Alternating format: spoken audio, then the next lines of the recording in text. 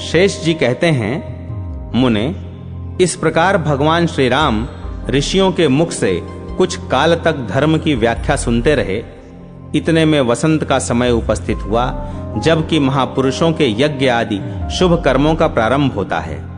वह समय आया देख बुद्धिमान महर्षि वशिष्ठ ने संपूर्ण जगत के सम्राट श्री रामचंद्र जी से यथोचित वाणी में कहा, महाबाहु रघुनाथ जी, अब आपके लिए वह समय आ गया है जबकि यज्ञ के लिए निश्चित किए हुए अश्व की भली भांति पूजा करके उसे पृथ्वी पर भ्रमण करने के लिए छोड़ा जाए। इसके लिए सामग्री एकत्रित हो, अच्छे अच्छे ब्राह्मण बुलाए जाएं तथा स्वयं आप ही उन ब्राह्मणों की यथोचित पूजा करें। दीनों, अंधों और दुखियों का विधिवत सत्कार करके उन्हें रहने को स्थान दें और उनके मन में जिस वस्तु के पाने की इच्छा हो वही उन्हें दान करें। आप सुवर्णमयी सीता के साथ यज्ञ की दीक्षा लेकर उसके नियमों का पालन करें।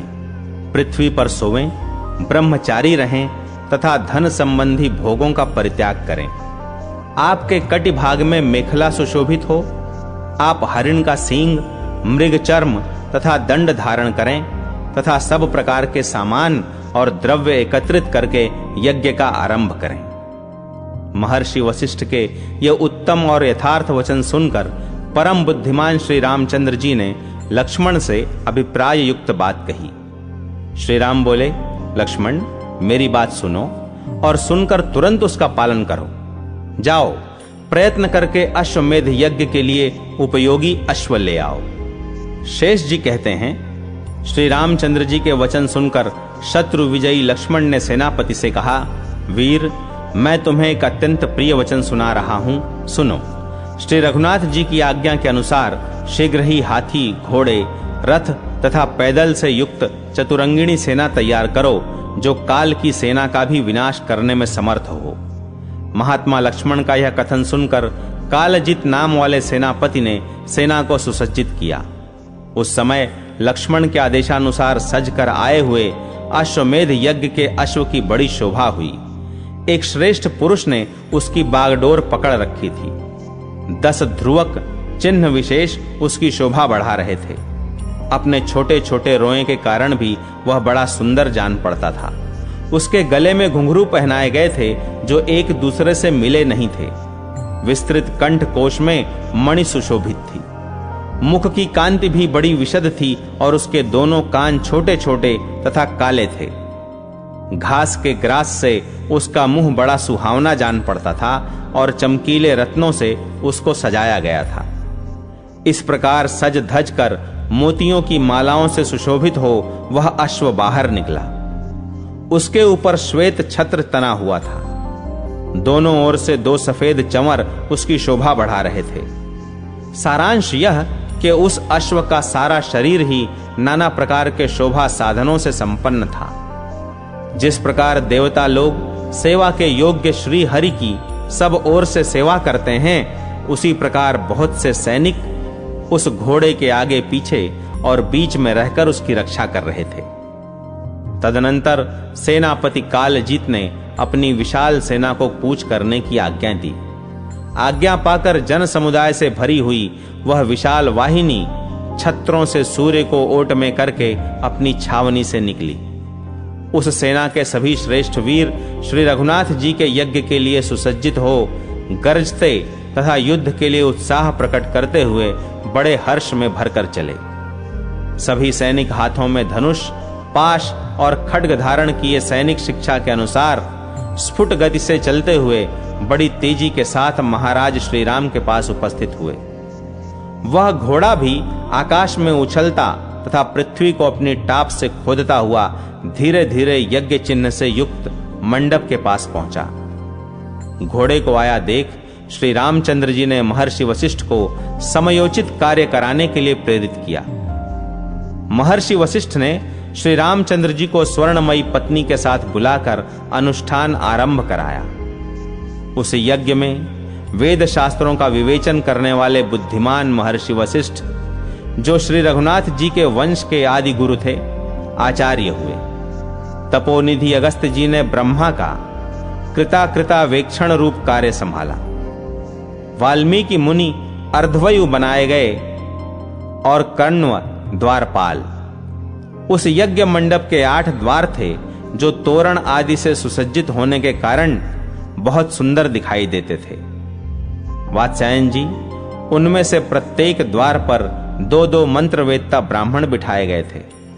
पूर्व द्वार पर मुनि श्रेष्ठ देवल और असित थे।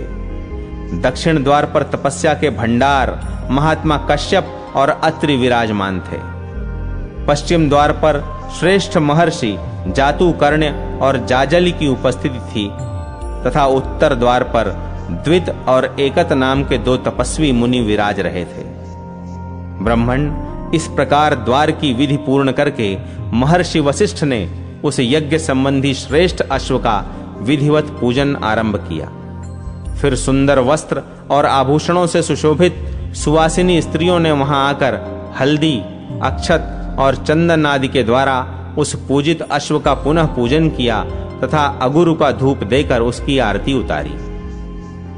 इस तरह पूजा करने के पश्चात महर्षि वशिष्ठ ने अश्व के उज्ज्वल ललाट पर, जो चंदन से चर्चित, कुमकुम आदि गंधों से युक्त तथा सब प्रकार की शोभाओं से संपन्न था, एक चमचमाता हुआ पत्र बांध दिया जो तपाए हुए सुवर्ण का बना था। उस पत्र पर महर्षि ने दशरथ नंदन श्री रघुनाथ जी के बढ़े हुए बल और प्रताप का इस प्रकार उल्लेख किया। सूर्यवंश की पताका फहराने वाले महाराज दशरथ बहुत बड़े धनुर्धर हो गए हैं। वे धनुष की दीक्षा देने वाले गुरुओं के भी गुरु थे। उन्हीं के पुत्र महाभाग श्री रामचंद्र जी इस समय रघुवंश के स्वामी हैं। वे सब सूरमाओं के शिरोमणि तथा बड़े बड़े वीरों के बल संबंधी अभिमान को चूर्ण करने वाले हैं। महाराज श्री रामचंद्र ब्राह्मणों की बताई हुई विधि के अनुसार अश्वमेध यज्ञ प्रारंभ कर रहे हैं। उन्होंने ही यह यज्ञ संबंधी अश्व, जो समस्त अश्वों में श्रेष्ठ तथा सभी वाहनों में प्रधान है, पृथ्वी पर भ्रमण करने के लिए छोड़ा है।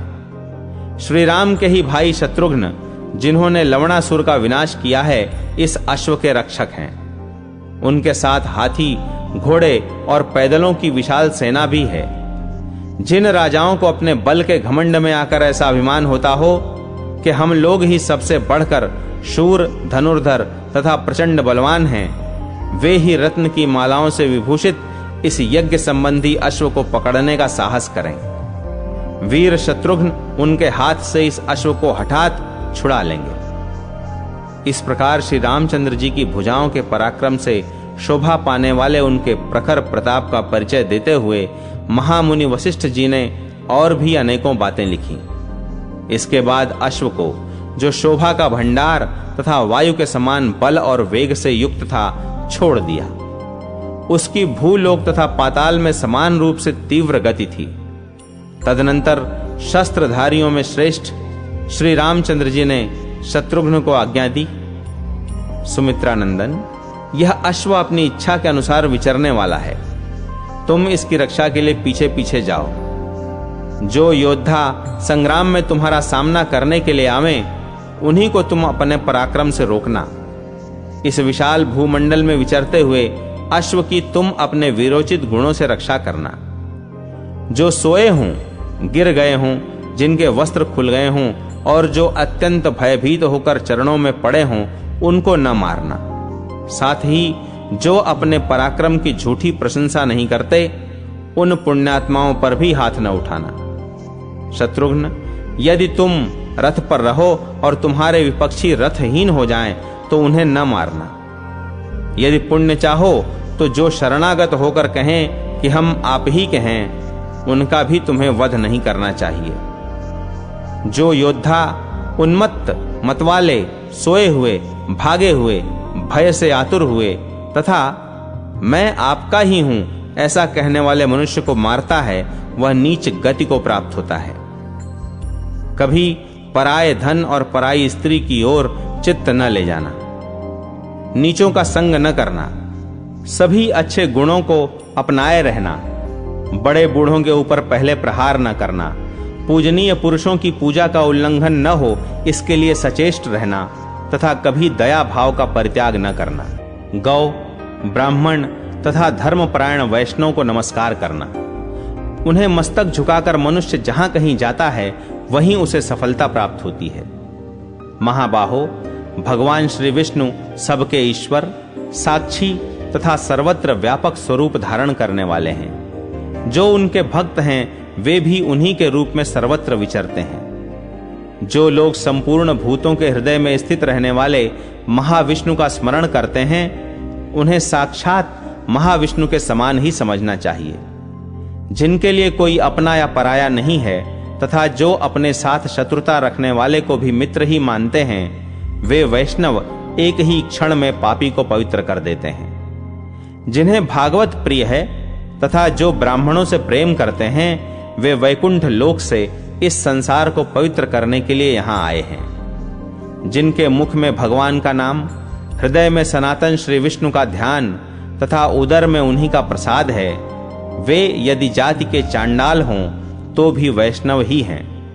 जिन्हें वेद ही अत्यंत प्रिय हैं, संसार के सुख नहीं, तथा जो निरंतर अपने धर्म का पालन करते रहते हैं, उनसे भेंट होने पर तुम उनके सामने मस्तक झुकाना।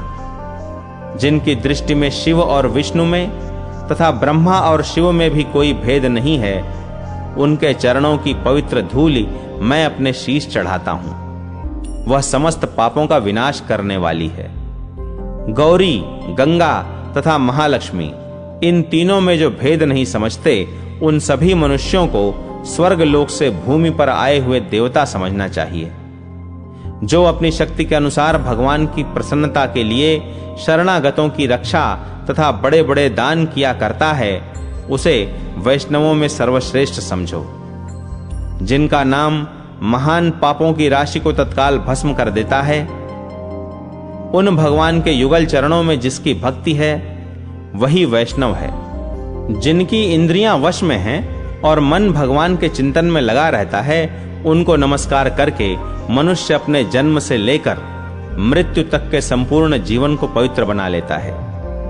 पराई स्त्रियों को तलवार की धार समझकर यदि तुम उनका परित्याग करोगे तो संसार में तुम्हें सुयश से सुशोभित ऐश्वर्य की प्राप्ति होगी। इस प्रकार मेरे आदेश का पालन करते हुए तुम उत्तम योग के द्वारा प्राप्त होने वाले परम धाम को पा सकते हो, जिसकी सभी महात्माओं ने प्रशंसा की है।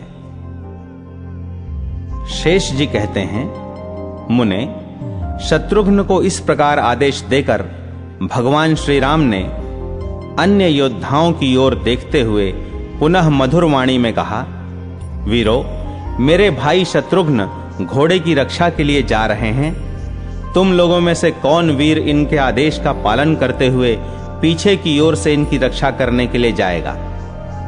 जो अपने मर्म भेदी अस्त्र शस्त्रों द्वारा सामने आए हुए सब वीरों को जीतने तथा भूमंडल में अपने सुयश को फैलाने में समर्थ हो, वह मेरे हाथ पर रखा हुआ यह बीड़ा उठा ले।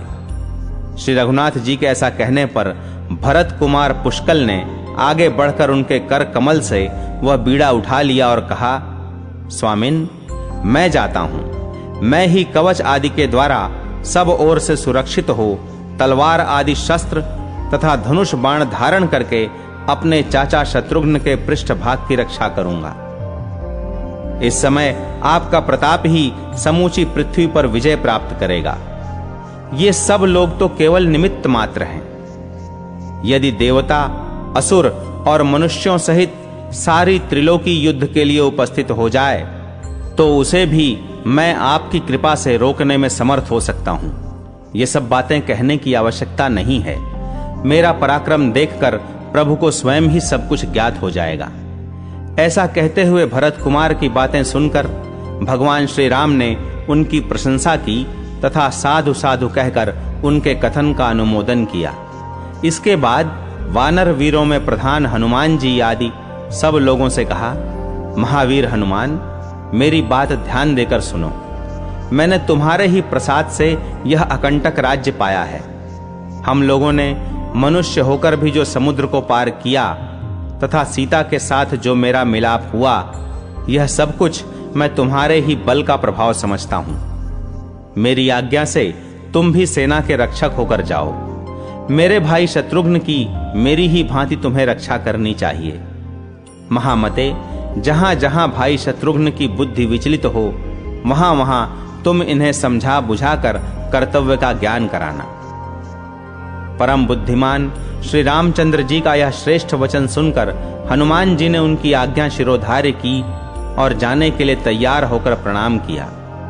तब महाराज ने जांबवान को भी साथ जाने का आदेश दिया और कहा, अंगद, गवय, मयंद, दधिमुख, वानरराज सुग्रीव, शतबली, अक्षिक, नील, नल, मनोवेग तथा अधिगंता आदि सभी वानर सेना के साथ जाने को तैयार हो जाएं।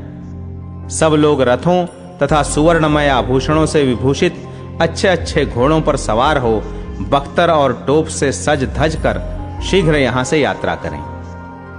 शेष जी कहते हैं, तत्पश्चात बल और पराक्रम से शोभा पाने वाले श्री रामचंद्र जी ने अपने उत्तम मंत्री सुमंत्र को बुलाकर कहा, मंत्रीवर, बताओ इस कार्य में और किन-किन लोगों को नियुक्त करना चाहिए? कौन-कौन मनुष्य अश्व की रक्षा करने में समर्थ हैं? उनका प्रश्न सुनकर सुमंत्र बोले, श्री रघुनाथ जी, सुनिए, आपके यहां संपूर्ण शस्त्र और अस्त्र के ज्ञान में निपुण महान विद्वान, धनुर्धर तथा अच्छी प्रकार बाणों का संधान करने वाले अनेकों वीर उपस्थित हैं। उनके नाम ये हैं, प्रतापाग्र्य, नीलरत्न, लक्ष्मी निधि, रिपुताप, उग्राश्व और शस्त्रविद। ये सभी बढ़े चढ़े राजा चतुरंगिणी सेना के साथ कवच आदि से सुसज्जित होकर जाएं और आपके घोड़े की रक्षा करते हुए शत्रुघ्न जी की आज्ञा शिरोधार्य करें। मंत्री की यह बात सुनकर श्री रामचंद्र जी को बड़ा हर्ष हुआ और उन्होंने उनके बताए हुए सभी योद्धाओं को जाने के लिए आदेश दिया। श्री रघुनाथ जी की आज्ञा पाकर उन्हें बड़ी प्रसन्नता हुई, क्योंकि वे बहुत दिनों से युद्ध की इच्छा रखते थे और रण में उन्मत्त होकर लड़ने वाले थे। श्री सीतापति की प्रेरणा से वे सभी राजा कवच आदि से सुसज्जित हो अस्त्र शस्त्र लेकर शत्रुघ्न के निवास स्थान पर गए। तदनंतर ऋषि की आज्ञा पाकर श्री रामचंद्र जी ने आचार्य आदि सभी ऋत्विज महर्षियों को शास्त्रोक्त उत्तम दक्षिणाएं देकर उनका विधिवत पूजन किया।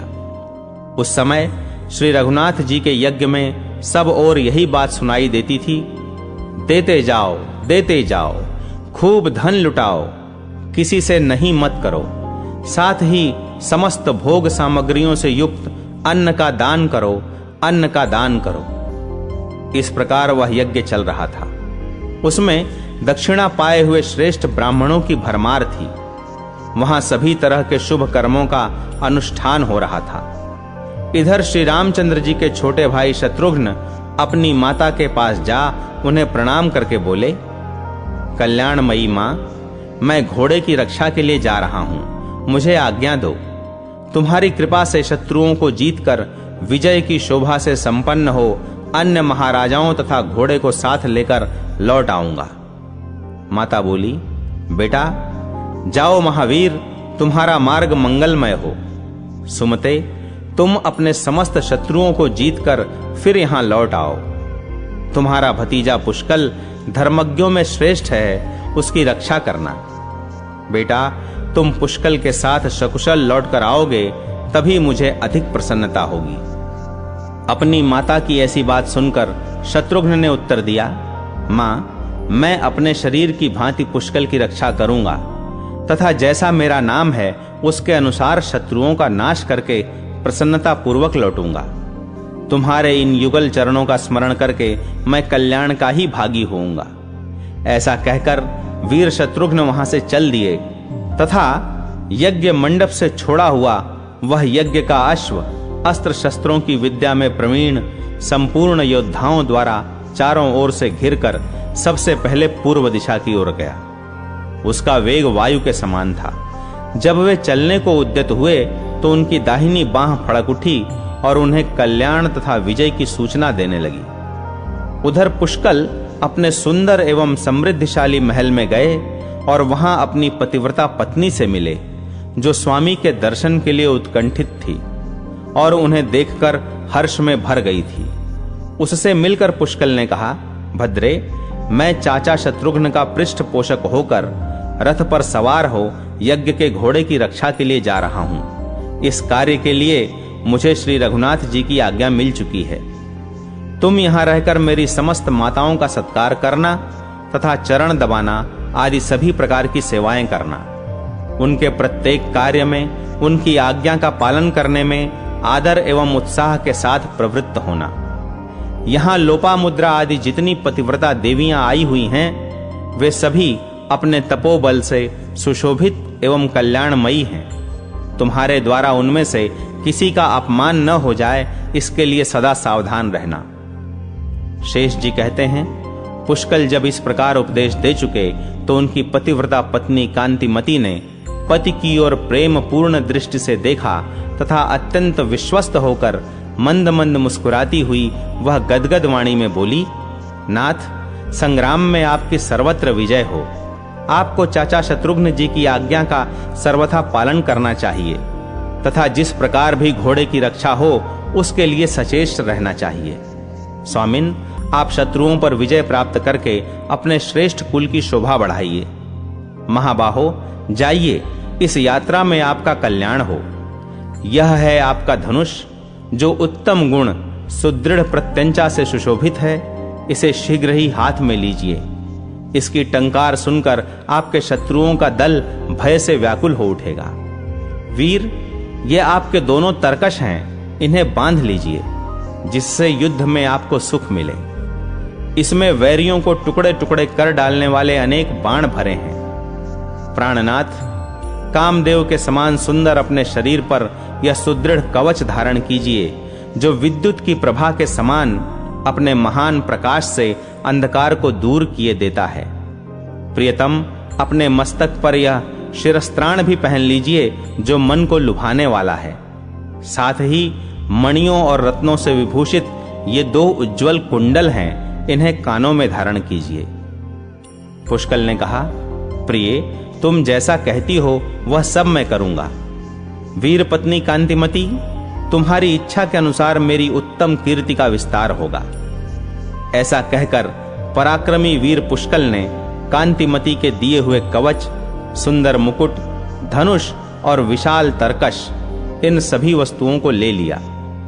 उन सब को धारण करके वे वीरोचित शोभा से संपन्न दिखाई देने लगे।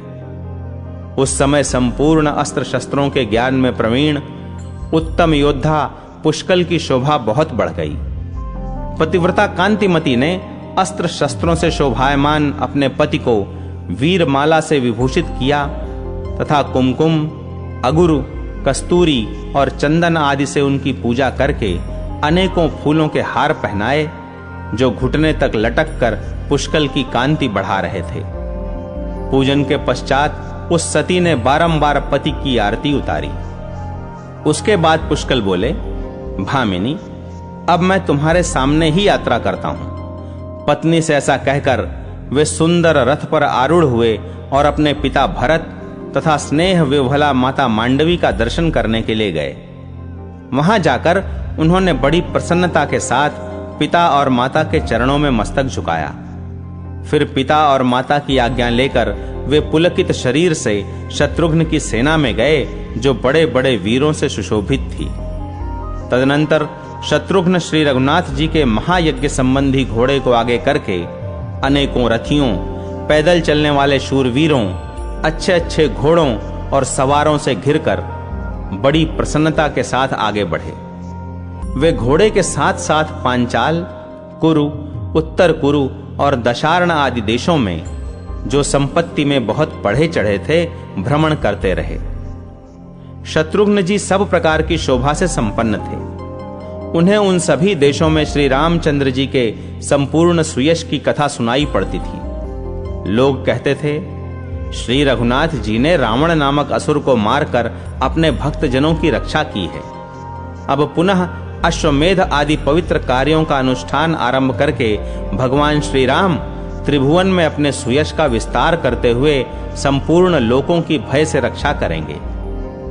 इस तरह भगवान का यशोगान करने वाले लोगों पर संतुष्ट होकर पुरुष श्रेष्ठ शत्रुघ्न जी उन्हें पुरस्कार के रूप में सुंदर हार, नाना प्रकार के रत्न और बहुमूल्य वस्त्र देते थे। श्री रघुनाथ जी के एक सचिव थे जिनका नाम था सुमति। वे संपूर्ण विद्याओं में प्रवीण और तेजस्वी थे। वे भी शत्रुघ्न जी के अनुगामी होकर आए थे। महाधीर शत्रुघ्न उनके साथ अनेकों गांवों और जनपदों में गए, किंतु श्री रघुनाथ जी के प्रताप से कोई भी उस घोड़े का अपहरण न कर सका। भिन्न भिन्न देशों के जो बहुत से राजे महाराजे थे, वे यद्यपि महान बल से विभूषित तथा चतुरंगिणी सेना से संपन्न थे, तथापि मोती और मणियों सहित बहुत सी संपत्ति साथ ले घोड़े की रक्षा में आए हुए शत्रुघ्न जी के चरणों में गिर जाते और बारंबार कहने लगते थे, रघुनंदन, यह राज्य तथा पुत्र, पशु और बांधवों सहित सारा धन भगवान श्री राम का ही है, हमारा इसमें कुछ भी नहीं है। उनकी ऐसी बातें सुनकर विपक्षी वीरों का हनन करने वाले शत्रुघ्न जी वहां अपनी आज्ञा घोषित कर देते और उन्हें साथ ले आगे के मार्ग पर बढ़ जाते थे। ब्रह्मन इस प्रकार क्रमशः आगे आगे बढ़ते हुए शत्रुघ्न जी घोड़े के साथ अहिच्छत्रा नगरी के पास जा पहुंचे, जो नाना प्रकार के मनुष्यों से भरी हुई थी। उसमें ब्राह्मणों तथा अन्यान्य द्विजों का निवास था। अनेकों प्रकार के रत्नों से वह पूरी सजाई गई थी। सोने और स्फटिक मणि के बने हुए महल तथा गोपुर उस नगरी की शोभा बढ़ा रहे थे। वहां के मनुष्य सब प्रकार के भोग भोगने वाले तथा सदाचार से सुशोभित थे। वहां बाण संधान करने में चतुरवीर हाथों में धनुष लिए उस पुरी के श्रेष्ठ राजा सुमद को प्रसन्न किया करते थे। शत्रुघ्न ने दूर से ही उस नगरी को देखा। उसके पास ही एक उद्यान था जो उस नगर में सबसे श्रेष्ठ और शोभायमान दिखाई देता था। तमाल और ताल आदि के वृक्ष उसकी सुषमा को और भी बढ़ा रहे थे। यज्ञ का घोड़ा उस उपवन के बीच में घुस गया तथा उसके पीछे पीछे वीर शत्रुघ्न भी, जिनके चरण कमलों की सेवा में अनेकों धनुर्धर क्षत्रिय मौजूद थे, उसमें जा पहुंचे। वहां जाने पर उन्हें एक देव मंदिर दिखाई दिया जिसकी रचना अद्भुत थी। वह कैलाश शिखर के समान ऊंचा तथा शोभा से संपन्न था। देवताओं के लिए भी वह सेव्य जान पड़ता था। उस सुंदर देवालय को देखकर श्री रघुनाथ जी के भाई शत्रुघ्न ने अपने सुमति नामक मंत्री से, जो अच्छे वक्ता थे, पूछा। शत्रुघ्न बोले, मंत्रीवर, बताओ यह क्या है? किस देवता का मंदिर है? किस देवता का यहाँ पूजन होता है तथा वे देवता किस हेतु से यहाँ विराजमान हैं? मंत्री सब बातों के जानकार थे। उन्होंने शत्रुघ्न का प्रश्न सुनकर कहा, वीरवर, एकाग्र चित्त होकर सुनो। मैं सब बातों का यथावत वर्णन करता हूं। इसे तुम कामाक्षा देवी का उत्तम स्थान समझो। यह जगत को एकमात्र कल्याण प्रदान करने वाला है।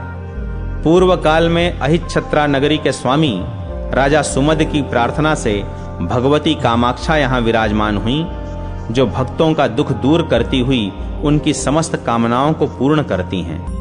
वीर शिरोमणि शत्रुघ्न, तुम इन्हें प्रणाम करो।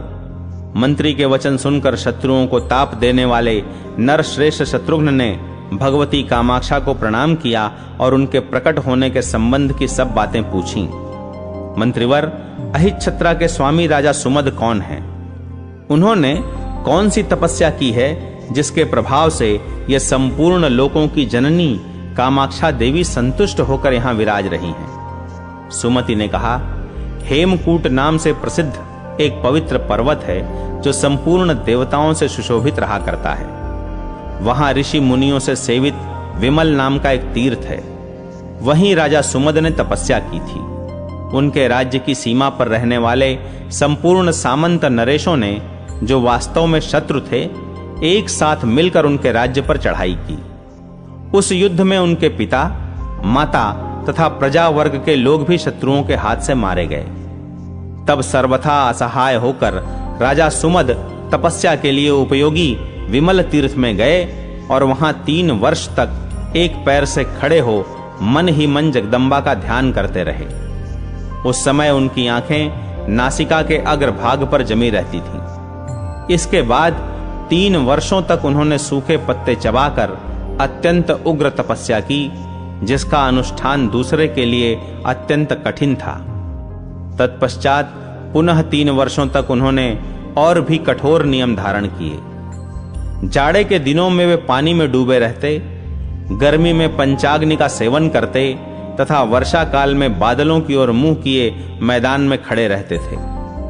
तदनंतर पुनः 3 वर्षों तक वे धीर राजा अपने हृदयांतरवर्ती प्राणवायु को रोककर केवल भवानी के ध्यान में संलग्न रहे। उस समय उन्हें जगदम्बा के सिवा दूसरा कुछ दिखलाई नहीं देता था। इस प्रकार जब 12वां वर्ष व्यतीत हो गया तो उनकी भारी तपस्या देखकर इंद्र ने मन ही मन उस पर विचार किया और भय के कारण वे उनसे डाह करने लगे।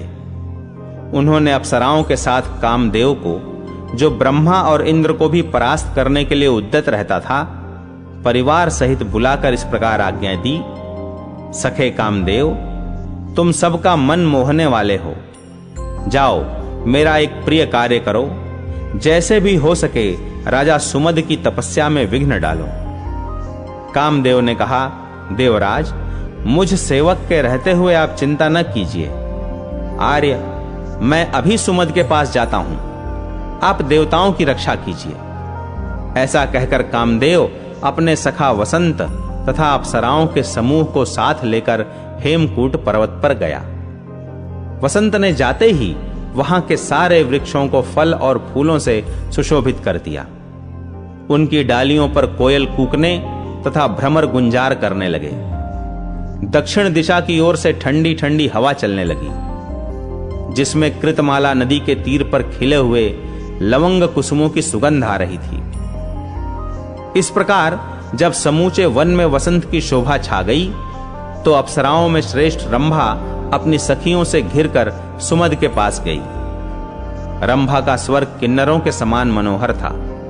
वह मृदंग और पणव आदि नाना प्रकार के बाजे बजाने में भी निपुण थी। राजा के समीप पहुंचकर उसने गाना आरंभ कर दिया। महाराजा सुमद ने जब वह मधुर गान सुना, वसंत की मनोहारिणी छटा देखी तथा मन को लुभाने वाली कोयल की मीठी तान सुनी तो चारों ओर दृष्टि दौड़ाई। फिर सारा रहस्य उनकी समझ में आ गया। राजा को ध्यान से जगा देख फूलों का धनुष धारण करने वाले कामदेव ने बड़ी फुर्ती दिखाई। उसने उनके पीछे की ओर खड़ा होकर तत्काल अपना धनुष चढ़ा लिया। इतने ही में एक अप्सरा अपने नेत्र पल्लवों को नचाती हुई राजा के दोनों चरण दबाने लगी। दूसरी सामने खड़ी होकर कटाक्षपात करने लगी तथा तीसरी शरीर की श्रृंगार जनित चेष्टाएं, तरह तरह के हाव भाव प्रदर्शित करने लगी। इस प्रकार अप्सराओं से घिरकर जितेंद्रियों के शिरोमणि बुद्धिमान राजा सुमद यूं चिंता करने लगे, ये सुंदरी अप्सराएं मेरी तपस्या में विघ्न डालने के लिए यहां आई हैं। इन्हें इंद्र ने भेजा है। ये सब की सब उनकी आज्ञा के अनुसार ही कार्य करेंगी। इस प्रकार चिंता से आकुल होकर धीर चित्त, मेधावी तथा वीर राजा सुमद ने अपने हृदय में अच्छी तरह विचार किया। इसके बाद वे देवांगनाओं से बोले, देवियों, आप लोग मेरे हृदय मंदिर में विराजमान जगदम्बा की स्वरूप हैं। आप लोगों ने जिस स्वर्गीय सुख की चर्चा की है वह अत्यंत तुच्छ और अनिश्चित है। मैं भक्ति भाव से जिनकी आराधना में लगा हूं, वे मेरी स्वामिनी जगदम्बा मुझे उत्तम वरदान देंगी। जिनकी कृपा से सत्य लोक को पाकर ब्रह्मा जी महान बने हैं, वे ही मुझे सब कुछ देंगी, क्योंकि वे भक्तों का दुख दूर करने वाली हैं। भगवती की कृपा के सामने नंदन वन अथवा सुवर्ण मंडित मेरुगिरी क्या है, और वह सुधा भी किस गिनती में है, जो थोड़े से पुण्य के द्वारा प्राप्त होने वाली और दानवों को दुख में डालने वाली है। राजा का यह वचन सुनकर कामदेव ने उन पर अनेकों बाणों का प्रहार किया, किंतु वह उनकी कुछ भी हानि न कर सका। वे सुंदरी अप्सराएं अपने कुटिल कटाक्ष, नूपुरों की झनकार, आलिंगन तथा चितवन आदि के द्वारा उनके मन को मोह में न डाल सकी। अंत में निराश होकर जैसे आई थीं, वैसे ही लौट गईं और इंद्र से बोलीं, राजा सुमद की बुद्धि स्थिर है, उन पर हमारा जादू नहीं चल सकता। अपने प्रयत्न के व्यर्थ होने की बात सुनकर इंद्र डर गए। इधर जगदम्बा ने महाराज सुमद को जितेंद्रिय तथा अपने चरण कमलों के ध्यान में दृढ़ता पूर्वक स्थित देख उन्हें प्रत्यक्ष दर्शन दिया। उनकी कांति करोड़ों सूर्यों के समान थी। वे अपनी 4 भुजाओं में धनुष, बाण, अंकुश और पाश धारण किए हुए थी। माता का दर्शन पाकर बुद्धिमान राजा को बड़ी प्रसन्नता हुई। उन्होंने बारंबार मस्तक झुकाकर भक्ति भावना से प्रकट हुई माता दुर्गा को प्रणाम किया। वे बारंबार राजा के शरीर पर अपने कोमल हाथ फेरती हुई हंस रही थी। महामती राजा सुमद के शरीर में रोमांच हो आया। उनके अंतःकरण की वृत्ति भक्ति भाव से उत्कंठित हो गई और वे गदगद स्वर से माता की इस प्रकार स्तुति करने लगे। देवी, आपकी जय हो। महादेवी, भक्तजन सदा आपकी ही सेवा करते हैं। ब्रह्मा और इंद्र आदि समस्त देवता आपके युगल चरणों की आराधना में लगे रहते हैं। आप पाप के स्पर्श से रहित हैं। आप ही के प्रताप से अग्निदेव प्राणियों के भीतर और बाहर स्थित होकर सारे जगत का कल्याण करते हैं। महादेवी, देवता और असुर सभी आपके चरणों में नतमस्तक होते हैं। आप ही विद्या तथा आप ही भगवान विष्णु की महामाया हैं। एकमात्र आप ही इस जगत को पवित्र करने वाली हैं। आप ही अपनी शक्ति से इस संसार की सृष्टि और पालन करती हैं। जगत के जीवों को मोह में डालने वाली भी आप ही हैं। सब देवता आप ही से सिद्धि पाकर सुखी होते हैं। मातः, आप दया की स्वामिनी, सबकी वंदनीय तथा भक्तों पर स्नेह रखने वाली हैं। मेरा पालन कीजिए। मैं आपके चरण कमलों का सेवक हूं। मेरी रक्षा कीजिए। सुमति ने कहा, इस प्रकार की हुई स्तुति से संतुष्ट होकर जगन माता कामाक्षा अपने भक्त सुमद से, जिनका शरीर तपस्या के कारण दुर्बल हो रहा था, बोली, बेटा, कोई उत्तम वर मांगो।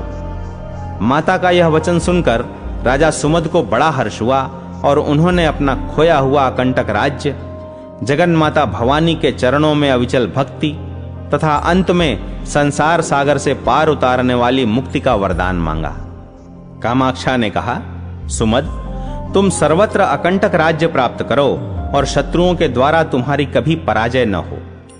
जिस समय महायशस्वी श्री रघुनाथ जी रावण को मारकर सब सामग्रियों से सुशोभित अश्वमेध यज्ञ का अनुष्ठान करेंगे, उस समय शत्रुओं का दमन करने वाले उनके महावीर भ्राता शत्रुघ्न वीर आदि से घिरकर घोड़े की रक्षा करते हुए यहाँ आएंगे। तुम उन्हें अपना राज्य, समृद्धि और धन आदि सब कुछ सौंपकर उनके साथ पृथ्वी पर भ्रमण करोगे तथा अंत में ब्रह्मा, इंद्र और शिव आदि से सेवित भगवान श्री राम को प्रणाम करके ऐसी मुक्ति प्राप्त करोगे जो यम नियमों का साधन करने वाले योगियों के लिए भी दुर्लभ है।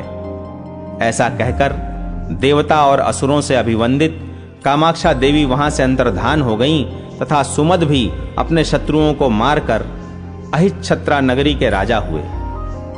वही ये इस नगरी के स्वामी राजा सुमद हैं। यद्यपि ये सब प्रकार से समर्थ तथा बल और वाहनों से संपन्न हैं, तथापि तुम्हारे यज्ञ संबंधी घोड़े को नहीं पकड़ेंगे, क्योंकि महामाया ने इस बात के लिए इनको भली भांति शिक्षा दी है। शेष जी कहते हैं, सुमति के मुख से राजा सुमद का यह वृत्तांत सुनकर महान यशस्वी, बुद्धिमान और बलवान शत्रुघ्न जी बड़े प्रसन्न हुए तथा साधु साधु कहकर उन्होंने अपना हर्ष प्रकट किया। उधर अहिच्छत्रा के स्वामी अपने सेवक गणों से घिरकर सुखपूर्वक राजसभा में विराजमान थे। वेद वेदता ब्राह्मण तथा धन धान्य से संपन्न वैश्य भी उनके पास बैठे थे। इससे उनकी बड़ी शोभा हो रही थी। इसी समय किसी ने आकर राजा से कहा, स्वामिन, न जाने किसका घोड़ा नगर के पास आया है जिसके ललाट में पत्र बंधा हुआ है। यह सुनकर राजा ने तुरंत ही एक अच्छे सेवक को भेजा और कहा, जाकर पता लगाओ किस राजा का घोड़ा मेरे नगर के निकट आया है। सेवक ने जाकर सब बात का पता लगाया और महान क्षत्रियों से सेवित राजा सुमद के पास आरंभ से ही सारा वृत्तांत कह सुनाया। श्री रघुनाथ जी का घोड़ा है, यह सुनकर बुद्धिमान राजा को चिरकाल की पुरानी बात का स्मरण हो आया और उन्होंने सब लोगों को आज्ञा दी, धन धान्य से संपन्न जो मेरे आत्मीय जन हैं, वे सब लोग अपने अपने घरों पर तोरण आदि मांगलिक वस्तुओं की रचना करें। इन सब बातों के लिए आज्ञा देकर स्वयं राजा सुमद अपने पुत्र, पौत्र और रानी आदि समस्त परिवार को साथ लेकर शत्रुघ्न के पास गए। शत्रुघ्न ने पुष्कल आदि योद्धाओं तथा मंत्रियों के साथ देखा वीर राजा सुमद आ रहे हैं। राजा ने आकर बड़ी प्रसन्नता के साथ शत्रुघ्न को प्रणाम किया और कहा, प्रभो, आज मैं धन्य और कृतार्थ हो गया। आपने यहां दर्शन देकर मेरा बड़ा सत्कार किया। मैं चिरकाल से इस अश्व के आगमन की प्रतीक्षा कर रहा था। माता कामाक्षा देवी ने पूर्व काल में जिस बात के लिए मुझसे कहा था वह आज और इस समय पूरी हुई है। श्री राम के छोटे भाई महाराज शत्रुघ्न जी, अब चलकर मेरी नगरी को देखिए, यहाँ के मनुष्यों को कृतार्थ कीजिए तथा मेरे समस्त कुल को पवित्र बनाइए। ऐसा कहकर राजा ने चंद्रमा के समान कांति वाले श्वेत गजराज पर शत्रुघ्न और महावीर पुष्कल को चढ़ाया तथा पीछे स्वयं भी सवार हुए। फिर महाराज सुमद की आज्ञा से भेरी और पणव आदि बाजे बजने लगे, वीणा आदि की मधुर ध्वनि होने लगी तथा इन समस्त वाद्यों की तुमुल ध्वनि चारों ओर व्याप्त हो गई। धीरे धीरे नगर में आकर सब लोगों ने शत्रुघ्न जी का अभिनंदन किया, उनकी वृद्धि के लिए शुभकामना प्रकट की तथा वे वीरों से सुशोभित हो अपने अश्वरत्न को साथ लिए राज मंदिर में उतरे।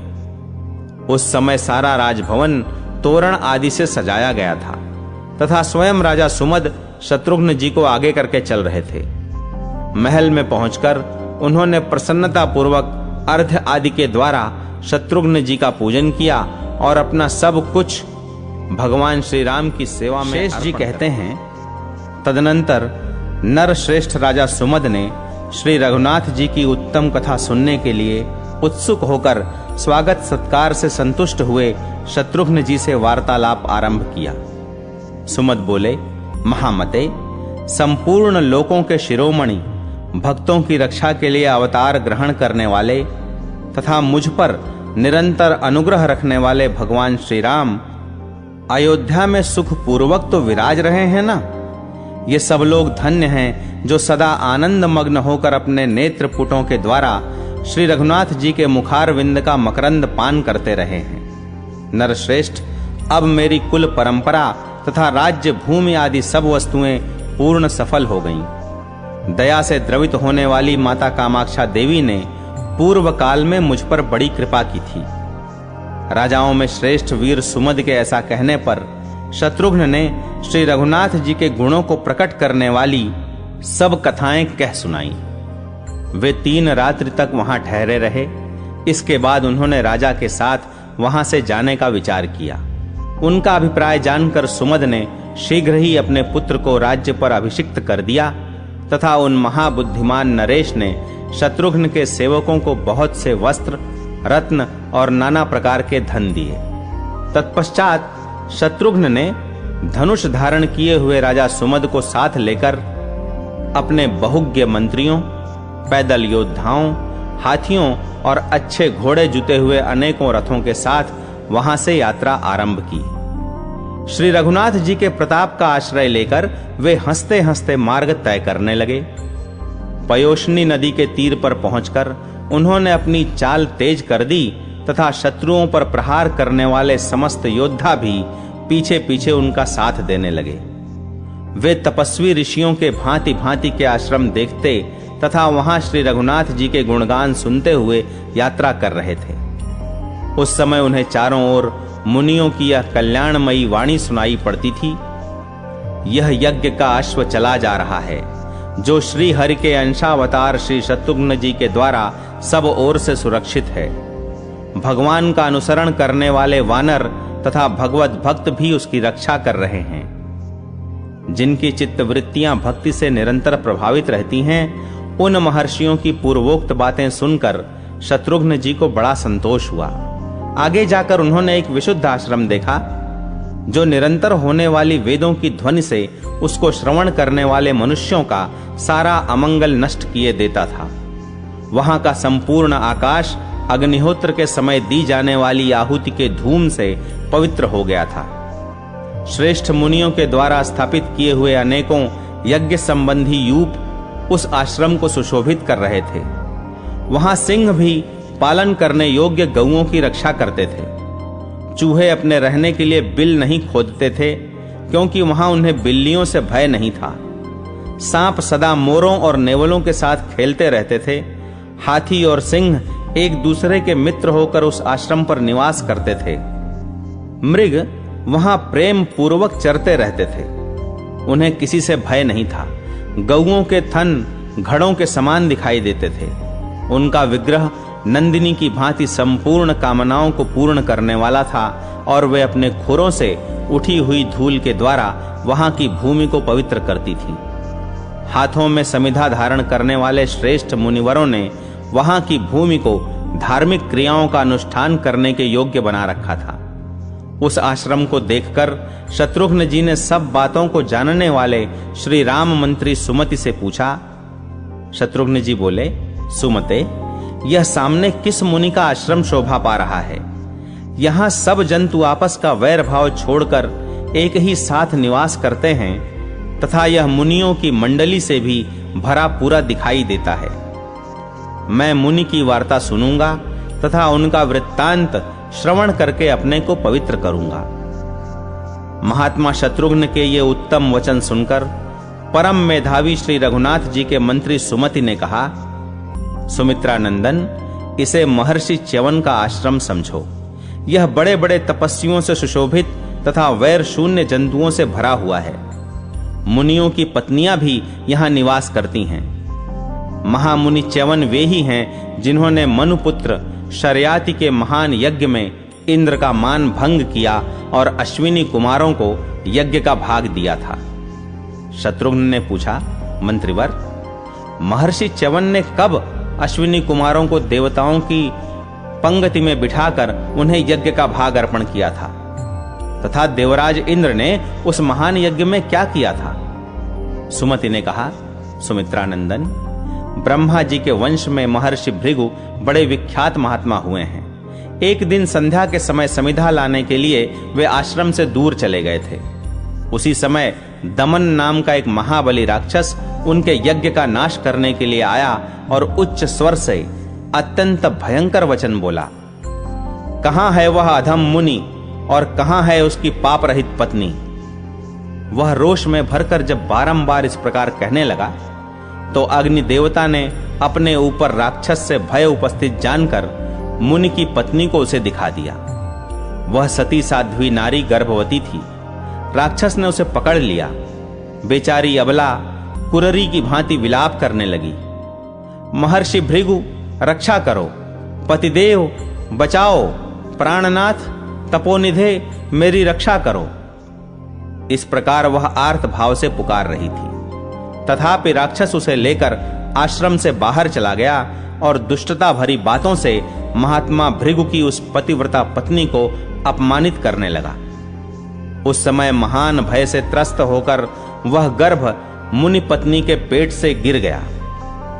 उस नवजात शिशु के नेत्र प्रज्वलित हो रहे थे, मानो सती के शरीर से अग्निदेव ही प्रकट हुए हों।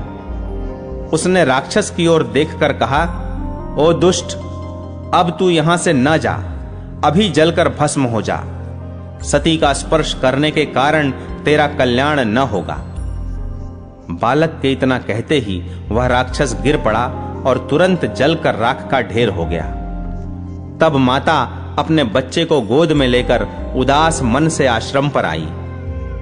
महर्षि भृगु को जब मालूम हुआ कि यह सब अग्निदेव की ही करतूत है, तो वे क्रोध से व्याकुल हो उठे और शाप देते हुए बोले, शत्रु को घर का भेद बताने वाले दुष्टात्मा, तू सर्वभक्षी हो जा।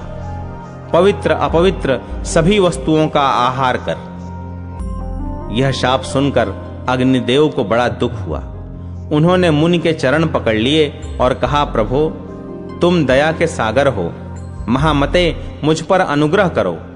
धार्मिक शिरोमणे, मैंने झूठ बोलने के भय से उस राक्षस को आपकी पत्नी का पता बता दिया था, इसलिए मुझ पर कृपा करो।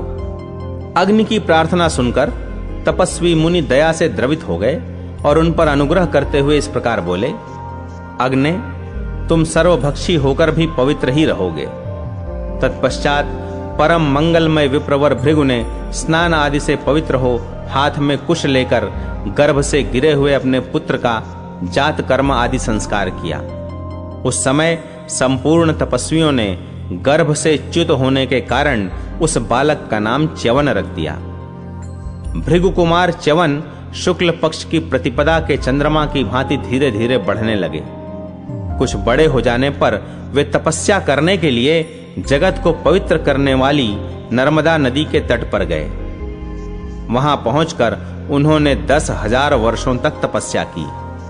उनके दोनों कंधों पर दीमकों ने मिट्टी की ढेरी जमा कर दी और उस पर 2 पलाश के वृक्ष उगाए। हरिण उत्सुकता पूर्वक वहां आते और मुनि के शरीर में अपनी देह रगड़कर खुजली मिटाते थे, किंतु उनको इन सब बातों का कुछ भी ज्ञान नहीं रहता था। वे अविचल भाव से स्थिर रहते थे। एक समय की बात है, मनु के पुत्र राजा शर्याति तीर्थ यात्रा के लिए तैयार होकर परिवार सहित नर्मदा के तट पर गए। उनके साथ बहुत बड़ी सेना थी।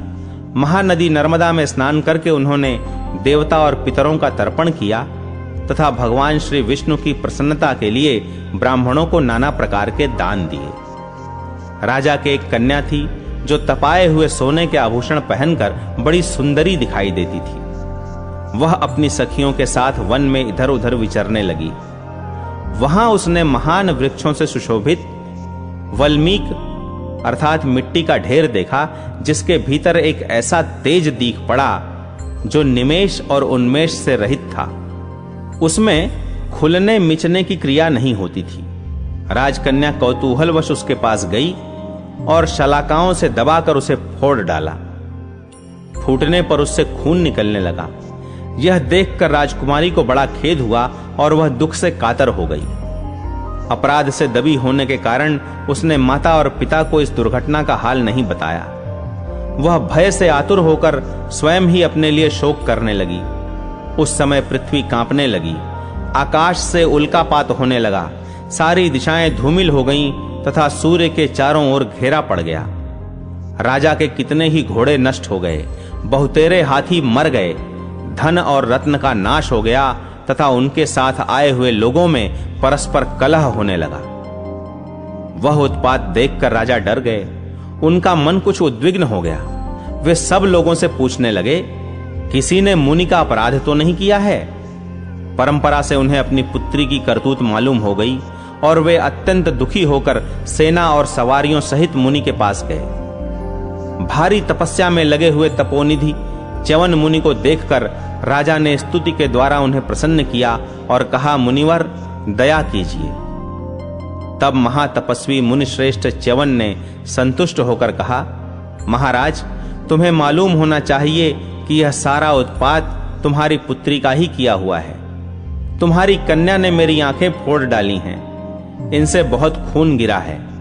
इस बात को जानते हुए भी उसने तुमसे नहीं बताया है। इसलिए अब तुम शास्त्रीय विधि के अनुसार मुझे उस कन्या का दान कर दो, तब सारे उत्पातों की शांति हो जाएगी।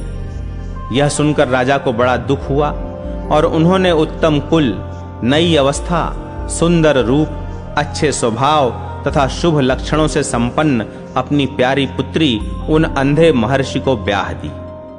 राजा ने कमल के समान नेत्रों वाली उस कन्या का जब दान कर दिया तो मुनि के क्रोध से प्रकट हुए सारे उत्पात तत्काल शांत हो गए। इस प्रकार तपोनिधि मुनिवर च्यवन को अपनी कन्या देकर राजा शर्याति फिर अपनी राजधानी को लौट आए। पुत्री पर दया आने के कारण वे बहुत दुखी थे।